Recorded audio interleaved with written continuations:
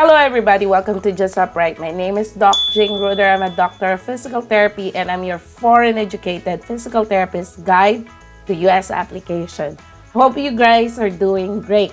So what we're going to talk about today is about the working visa as to when the employer can start filing you with a working visa, the chances of you getting picked with the working visa, the competition with working visa application, and if everything goes right, when can you start your work here to the US with H1b working visa. That and so much more coming right up.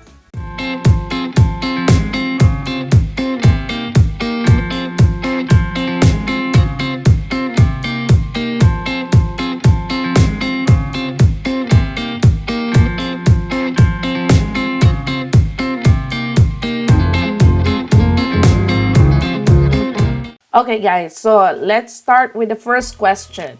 When to apply for H1b or working visa, okay? So 2024.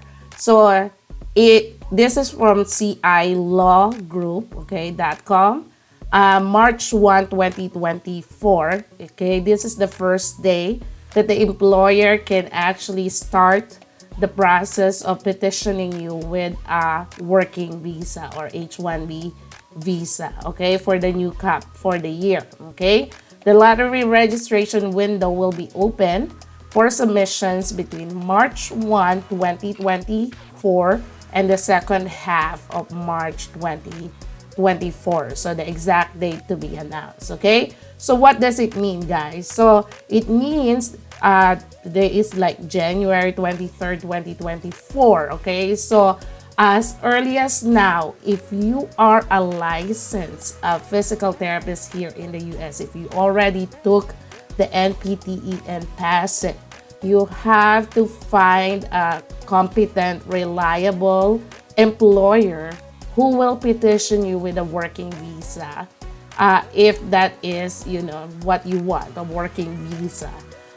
Some employers will offer a working visa petition, and if you are not picked in the lottery, then they can file for EB2 or EB3, okay, depending on the employer preference and depending on their lawyer what they want to do, okay? So but the key thing is, as early as now, you have to find an employer if you are already a USPT license, meaning you already passed the NPTE. Okay, so we're going to discuss other important tips later. What we're going to discuss next is the competition, okay? So how serious is the competition to get a working visa? And we're going to look at history for you to see how competitive it is right now to get a working visa, okay? Okay, so we are here at the redbass2us.com, okay? So they have this table that I like because this is a summary of the history of H1b application. So it started, the table started in 2004, okay? The cap reach, so there is 60,000, okay? 60,000 is the cap, so that is the quota for the year. Okay, so that means that is what it means when they say the cap. Okay, so the 60,000 spots was reached October 2003. Okay, so that means the fiscal year is always in advance. Okay, so that's why October 2003, but the year is 2004. So it's kind of technical. But anyway, it took a while before the quota is reached. If the filing started in March, October, it's so how many months is that? April, May, June, July, August, September, October, 7 months, okay? But as you go down here, okay, as you can see, there's no lottery until 2013. The lottery started, okay? The lottery started in 2014. Okay, as you can see here. And then the quota was reached April, okay, the following month, okay, after filing. So as you can see here in 2014, it's 124,000 filed, okay, for working visa. Okay, so 124,000 petitions were filed for working visa. As you can see, as you go down, okay, it increases from 124,000, okay, to 200,000, 233,000, 2016, okay, and then 2021, 275,000. The staggering data is, as you can see, for 2024, okay, last year, okay, the petition that was filed was 780,884, okay? So, and only 60,000 of that will be given the working visa, okay? But among these 280,000, they have investigation that a lot of employers actually filed multiple entry for a single applicant, okay? So I read from USAIS website that it is illegal. For example, I am the applicant and the employer will file me under, for example, he has 3 companies. So for example, the Tulip Company, the Rose Company, Orchid Company, okay?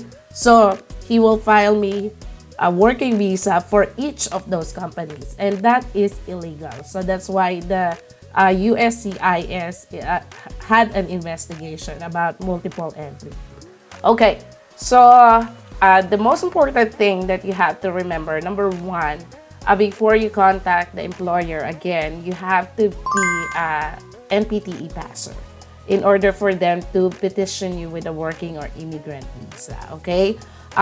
Because your license is going to be needed for filing the application, okay? And they must prove that you are a qualified candidate for the job that you are applying for with your license.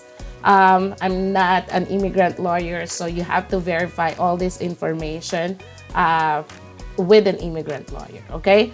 But this is based on my experience and my colleagues' experience. So it's a lot faster and better if you already are a licensed therapist. And, you know, I have heard some employers that they can work with you if you have eligibility letter already, that you're about to take the exam. And you know, if the lawyer is willing to do that, then they can petition you without the NPTE license, but you are about to take the NPTE. So it's between you and the employer, depending on what the employer prefer. Most of them prefer that you are already licensed, because at least they know for sure that when you get here, you will be able to work right away. Versus when you get here, you're gonna take the exam and they are not sure whether you're gonna pass that exam or not yet. Okay, so it's less complicated. What I'm saying, it's less complicated if you're already licensed a physical therapist when they petition you with a working visa. Okay, now it doesn't stop there. Like a lot of applicants have a New York license. You know, they passed the FCCPT or CGFNS New York credentialing. They took the NPTA, they passed, but they do not have the healthcare worker certificate. Okay, so the healthcare worker certificate you can get that through CGFNS. Okay, it is called visa screen certificate if you get that from CGFNS. If you get that from FCCPT, that's type 1 review for immigration.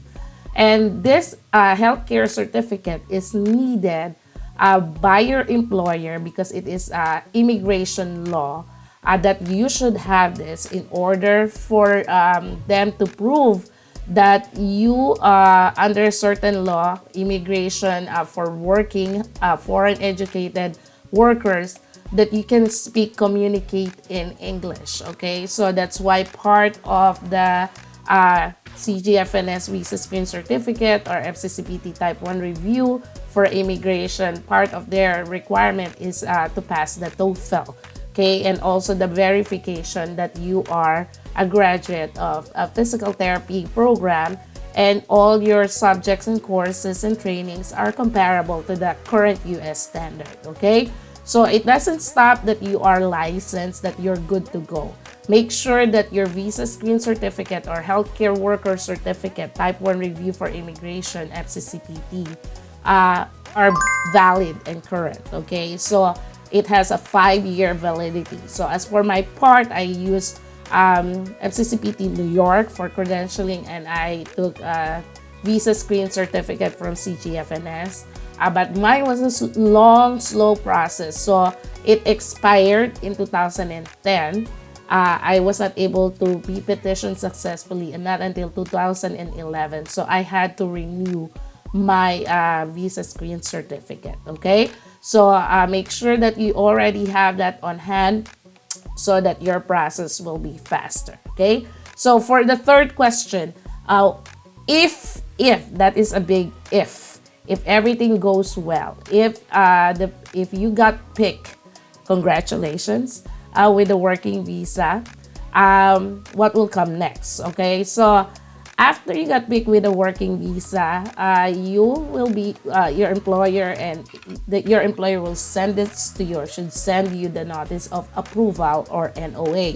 Okay, so this notice of approval, this is one of the documents that you have to bring with you for a U.S. consular interview, together with the contract, together with other documents, okay, that will solidify that you are already passed the NPTE, your license, USPT license, that a job is really waiting for you with the US contract at hand, that you understand all the contract, written on the contract and whatnot. Okay, so you have to bring this notice of approval, and you have to pass the consular interview in your country. Okay, if you are within your country, or outside the US, anywhere outside the US, so you will have to go through consular interview process. And if you are coming from the Philippines, then the Philippine government have rules and regulations before you can get out of the country as a worker. Okay, so because this is H1b working visa, this is not an immigrant visa. So if you are petitioned under working visa, then you have to go through the process of POEA. So they have, physical examination, vaccination, driving license, etc. So you have to go through the entire process of the required documents before you can get out of the country. And if everything goes well, October 1st of the same year that you were petitioned, you can start working here in the US. Okay? So, how was your working visa process? If you already underwent petition before, how was it? Let me know your experience. Okay? If you have been denied, what happened? And if you have any other question about working visa petition, let me know down below. Comment down below. I would love to hear from you, your experience and your thoughts about working visa. Just put your comment down below. If you haven't subscribed yet, please do subscribe. It really helps my channel reach many foreign educated physical therapists around the world, to help them with their US process. Like this video, share this video. And as always, if you have any other question, clarification, suggestion, just let me know at the comment section down below, and I will get to them as soon as I can. I hope this was a helpful video for you guys, and I will make more video that will help you a lot. Just let me know what it is that I can serve you with. Until the next video, stay blessed.